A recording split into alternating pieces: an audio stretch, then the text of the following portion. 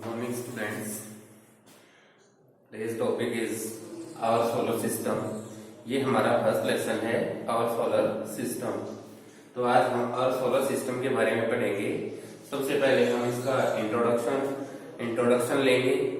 तो इंट्रोडक्शन में क्या है, our solar system जो है इसमें क्या होता है कि जब हम रात को आसमान की तरफ, स्काई की तरफ देखना शुरू करते हैं तो हमें, आपको पता ही है, बहुत सारे जो थाउजेंड्स ऑफ स्टार जो हैं वो दिखाई देते हैं। बहुत सारी संख्या में हमें स्टार्स दिखाई देते हैं और वो स्टार जो है ना वो एक मतलब बहुत ही ज्यादा चमकते हुए दिखाई देते हैं हमें। स्टार जो है वो आसमान में कैसे दिखाई देते हैं, चमकते हुए दिखाई देते हैं।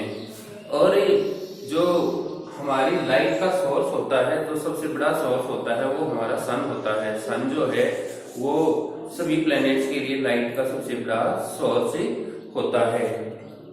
और हीट का सबसे बड़ा सोर्स भी हमारा सन ही होता है। और बगैर सन, अगर सन नहीं होता तो हमारे प्लैनेट पर जो जीवन जीना है वो असंभव हो जाता। यानी कि जो अर्थ है उस पर अगर लाइफ पॉसिबिलिटीज बनती हैं तो वो सन के कारण ही बनती हैं। तो अगर सन नहीं होता तो ना तो हमें लाइट मिलती, ना ही हमें हीट मिलती, और हमारा जो प्लेनेट है वह कैसा बन जाता, कोल्डेस्ट बन जाता, और यहाँ पर जो लाइफ है वो सिक्योर नहीं हो पाती।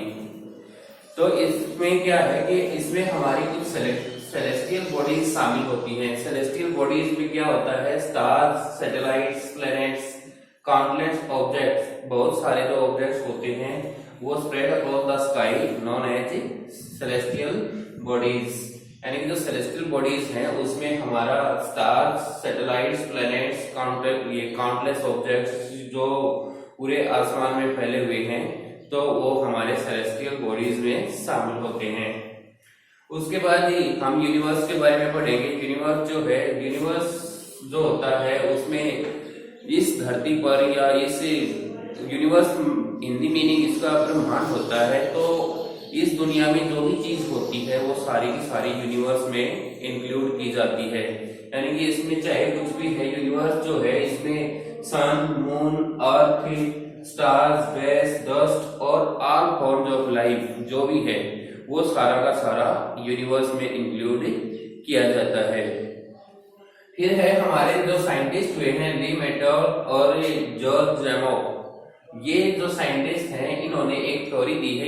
इनकी थ्योरी के अकॉर्डिंग बहुत साल पहले, यानी कि बिलियंस ऑफ ईयर्स, यानी कि ये इन्होंने दिया है कि 40 बिलियंस ईयर्स एगो जो अर्थ है ना उसमें एक ग्रेट एक्सप्लोजन हुआ था और उसमें इस यूनिवर्स में बहुत बड़ा एक्सप्लोजन हुआ था। और एक्सप्लोजन के कारण क्या हुआ था कि जो यहाँ पर एक एक्सप्लोजन हुआ था और यह एक बबल्स के रूप में, बबल्स मतलब फायर बबल्स के रूप में इसको यूज किया गया था। फायर बबल्स यानी कि जो हॉट डेंस बबल्स के रूप में इसको यूज किया गया था। तो इसमें क्या था कि जो हॉट ये डेंस बबल्स था, यह फिर इसको धीरे धीरे ये ठंडा होता चला गया। और जैसे जैसे ये ठंडा होता चला गया तो हमारी जो ये इसको ठंडा होने में भी मिलियंस ईयर्स लगे थे। और इसके लिए जो आज हमारी जो प्रेजेंट फॉर्म है वो बनती चली गई थी। यानी कि जो हमारी अर्थ है उसकी प्रेजेंट फॉर्म जो थी वो इसमें बनती चली गई। उसके बाद है गैलेक्सी। गैलेक्सी में क्या दिया गया है, गैलेक्सी जो होता है, galaxies are vast clusters of stars. यहाँ पर क्या है कि बहुत सारे जो स्टार्स होते हैं वो इसमें मिलते हैं। यानी कि इसमें गैलेक्सीज में जो होता है vast clusters of stars, planets, gas, dust etcetera which are held together in space by gravity. यानी कि ये सारी चीजें जो होती हैं, स्टार, प्लैनेट्स, गैस, डस्ट, ये किस में शामिल होती हैं, गैलेक्सीज में शामिल होती हैं। और ये सारी की सारी स्पेस में किसके कारण हेल्प की गई है, ग्रेविटी के कारण। यानी कि ग्रेविटी मतलब जो गुरुत्वाकर्षण बल होता है उसी के कारण ये इसमें हेल्प की गई है और इनको इकट्ठा रखा गया है। फिर है larger galaxies have trillions of stars, यानी कि जिसमें ट्रिलियंस ऑफ स्टार्स होते हैं वो लार्ज गैलेक्सीज कहलाती हैं।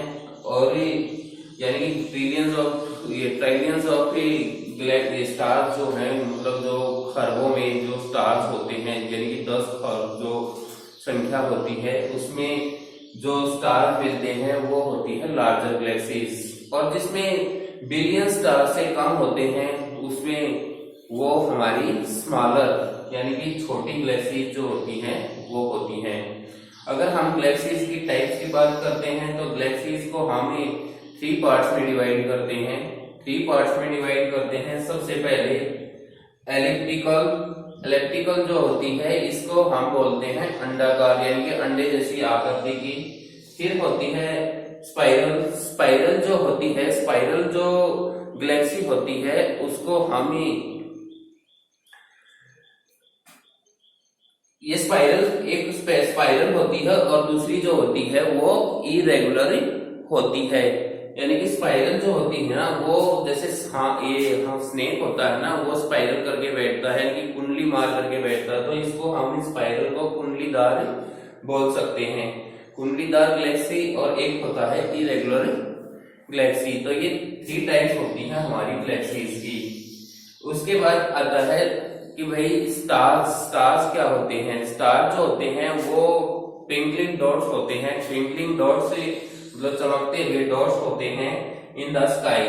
और जो रियलिटी होती है, रियल में क्या होता है, ये जाइंट बॉल्स होती हैं गैस की। जो स्टार्स होते हैं ये जाइंट बॉल होती हैं, जाइंट बॉल ऑफ गैस, और इनकी अपनी खुद की लाइट होती है। उसके लिए फिर होता है हमारी मिल्की वे गैलेक्सी होती है। मिल्की वे गैलेक्सी के नाम से जाना जाता है। मिल्की वे गैलेक्सी क्या होती है, जिसमें हमारे जितने भी स्टार्स होते हैं उनको इंक्लूड किया जाता है। तो सभी स्टार्स को इंक्लूड करके जो गैलेक्सी बनती है उसको हम मिल्की वे गैलेक्सी के नाम से जानते हैं। और फिर है हमारे जो स्टार्स होते हैं वो उनकी चमक जो है वो कम दिखाई देती है, किसी की ज्यादा दिखाई देती है। ये जो कम ज्यादा दिखाई देती है ये अर्थ से डिस्टेंस जो होती है उनकी, उसी के हिसाब से वो दिखाई देती है। अगर किसी भी स्टार की जो अर्थ से दूरी है वो ज्यादा होगी तो उसकी जो चमक है वो कम दिखाई देगी, और जितना नजदीक होगा तो उसकी चमक भी ज्यादा दिखाई देगी। तो जो स्टार्स की जो डिस्टेंस नापी जाती है वो नापी जाती है लाइट ईयर से। लाइट ईयर क्या होता है, लाइट ईयर होता है जिससे हम स्टार्स की दूरी को नापते हैं।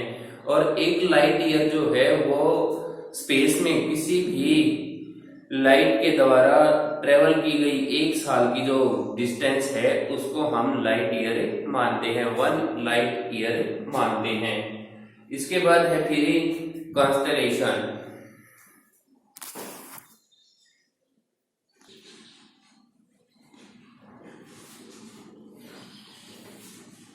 आगे है हमारा कॉन्स्टेलेशन। कॉन्स्टेलेशन जो होता है ये क्या होता है, group of stars with some imaginary shape is called constellation.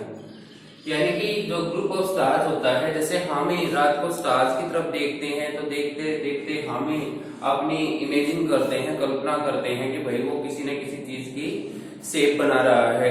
हम जैसे हम ग्रुप ऑफ स्टार्स को देखते हैं तो हम देख करके ये लगाते हैं, एक इमेजिन करते हैं कि भाई ये इस एनिमल जैसी शेप बनती दिखाई दे रही है।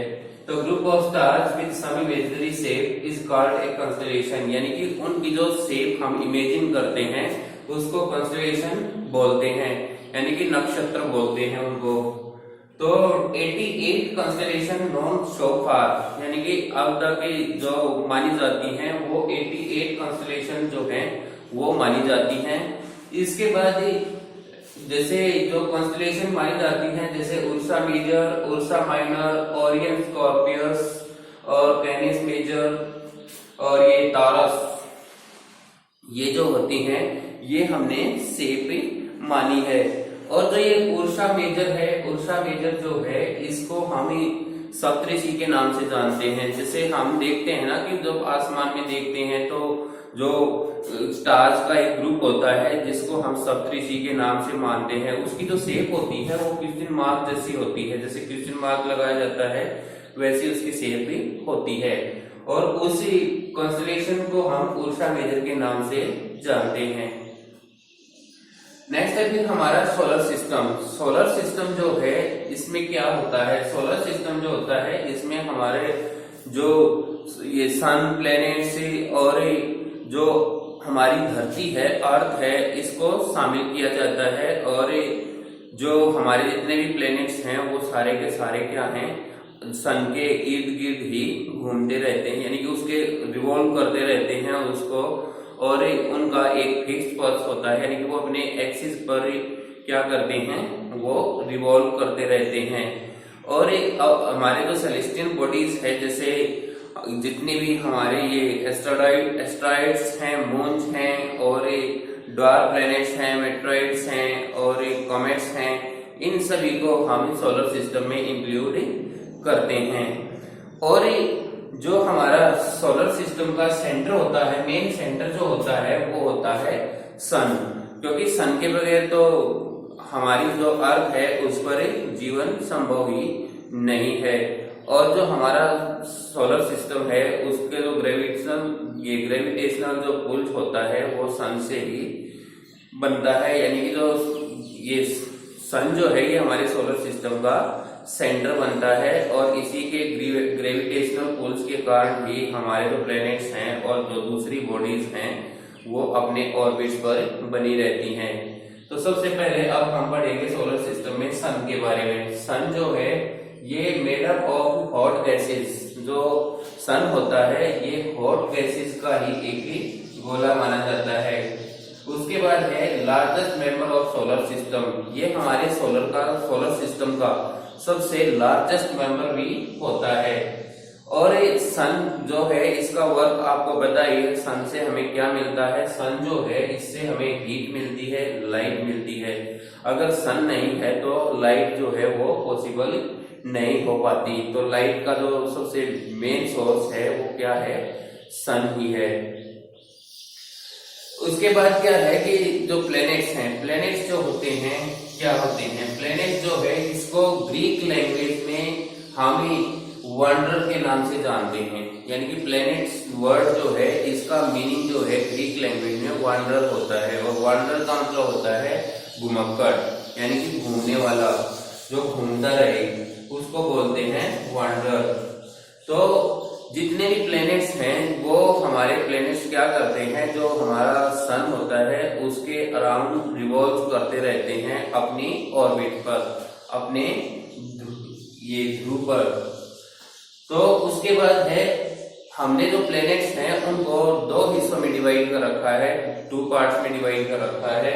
सबसे पहले इनर प्लैनेट्स। इनर प्लैनेट्स वो होते हैं जो सन के नजदीक माने जाते हैं, जो सन से उनकी ज्यादा दूरी नहीं है, तो इनर प्लैनेट्स माने जाते हैं। तो उनमें जो फर्स्ट है वो है मरकरी, जिसको हम हिंदी में बुध कहते हैं। और वेनस जो है ये इसको हम हिंदी में शुक्र कहते हैं। और अर्थ जिस पर हम रहते हैं। और फिर है मार्स जो है ये हमारा मंगल ग्रह है। इसके बाद है आउटर प्लैनेट्स। आउटर प्लैनेट्स क्या होते हैं, आउटर प्लैनेट्स जो इन ऊपर वाले जो ग्रह बताए हैं, ऊपर वाले जो प्लैनेट्स बताए हैं, इनसे इनकी अपेक्षा जो दूरी है सन से वो ज्यादा होती है, वो होते हैं हमारे आउटर प्लैनेट्स। उनमें जुपिटर जो होता है ये बृहस्पति होता है, इसको हम हिंदी में बृहस्पति बोलते हैं। उसके बाद है सैटर्न जो होता है, सैटर्न को हम हिंदी में शनि बोलते हैं। और उसके बाद है यूरेनस जो है इसको हम अरुण बोलते हैं। और नेपच्यून जो है इसको हम वरुण बोलते हैं। तो ये हैं हमारे प्लैनेट्स जो सन के अराउंड रिवॉल्व करते हैं।